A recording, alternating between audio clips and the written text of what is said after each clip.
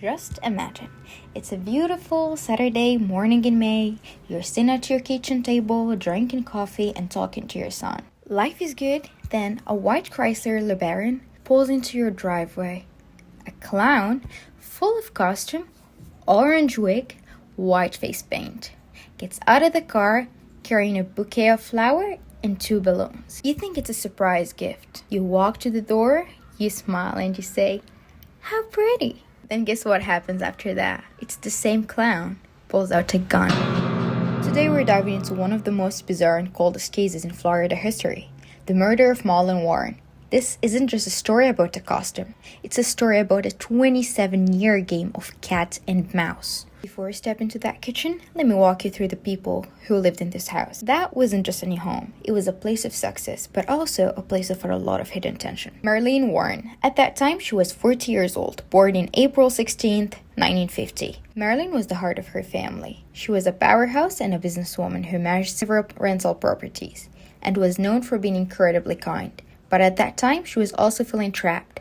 Her marriage was hitting a breaking point, and she had even told her friends that she was afraid. Michael Warren. At that time, he was 38 years old, Marlene's husband. He ran a used car lot and a rental car agency. He was successful, but he had a reputation for being a bit of a cowboy in business. At that time, rumors were already swirling about his loyalty to Marlene, and their relationship was described as incredibly strained. Joseph Aarons. At that time, he was 21 years old, Marlene's son from a previous marriage. He was home that morning, just hanging out with his mom. He had no idea that in just a few minutes, he would become the most important person in this investigation. The only person to truly see the killer clown face to face. Let's go back to the morning of May 26, 1990. A little after 10:45 a.m. in the upscale Wellington community of Air Club.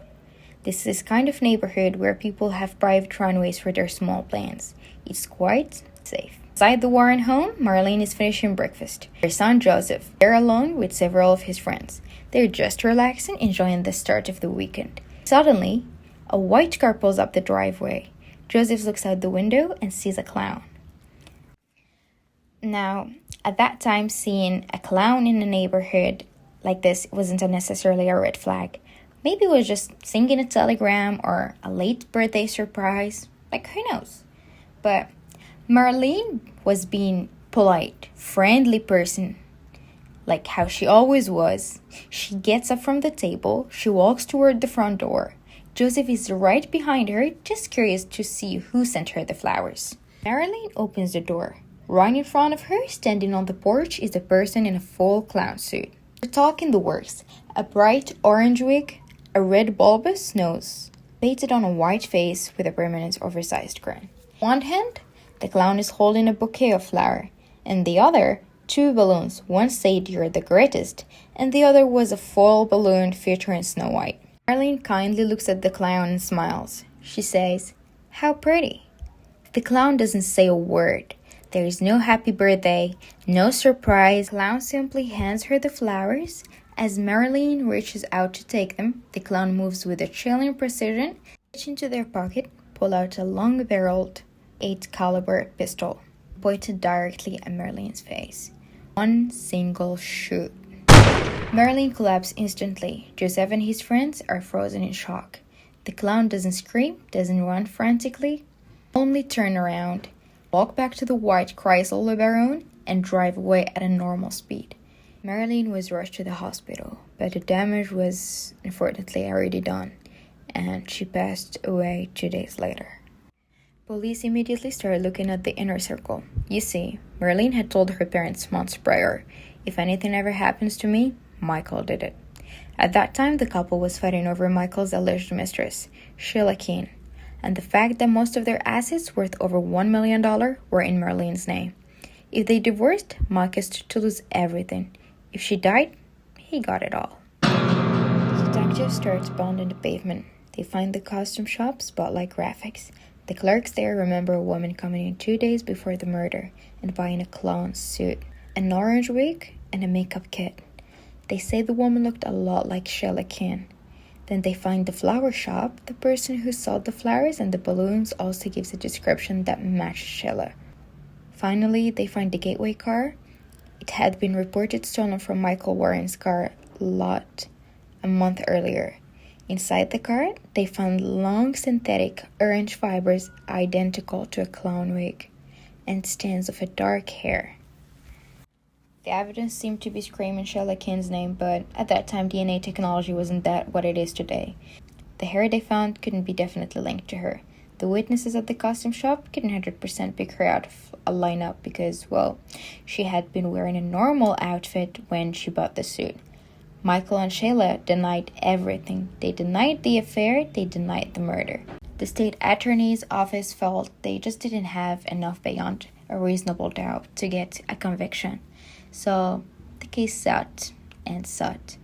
Years turned into decades. Michael Warren eventually went to prison for an unrelated racketeering and grand theft case involving his car lot. When he got out, he vanished. Actually, he didn't vanish exactly. He moved to Tennessee with Sheila Kin. The two of them eventually got married in 2002.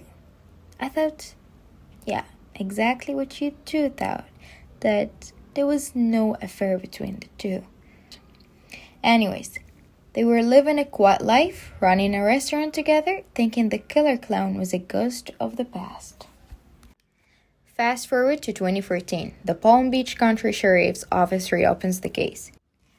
They take those hair samples and those orange fibers from the car, and they use modern DNA sequencing.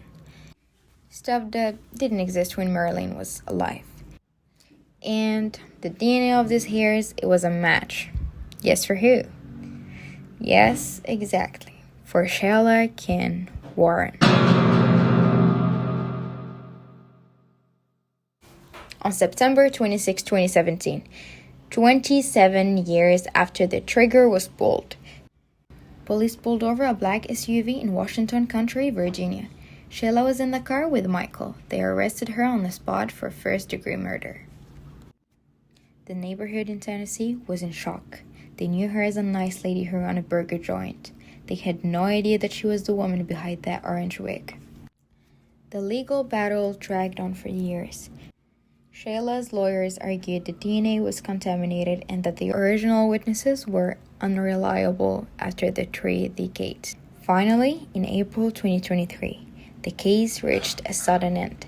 Sheila Kin Warren, she was sentenced to 12 years in prison, however, because she had already spent years in jail awaiting trial.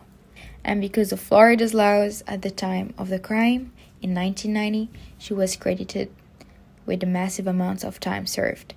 Just 16 months after her sentencing in late 2024, Sheila Kin Warren was released from prison. She is now a free woman. After taking the life of an innocent woman and an innocent mother and a daughter, and she's just free now. Michael Warren was never charged in connection with the death of his wife to this day. The couple maintains that Sheila is innocent and that the real killer is still out there. Marlene Warren's family is left with a resolution that feels like a shadow. After 33 years, the killer clown was finally unmasked, but for many, the ending didn't feel like a justice. It felt like a technicality. And that is where the story of the killer clown officially ends after 26 years of mystery, at least in the eyes of the law. But I want to hear from you guys. Do you think 16 months was enough time for a case this cold and this calculated? Or do you think the system failed Marlene?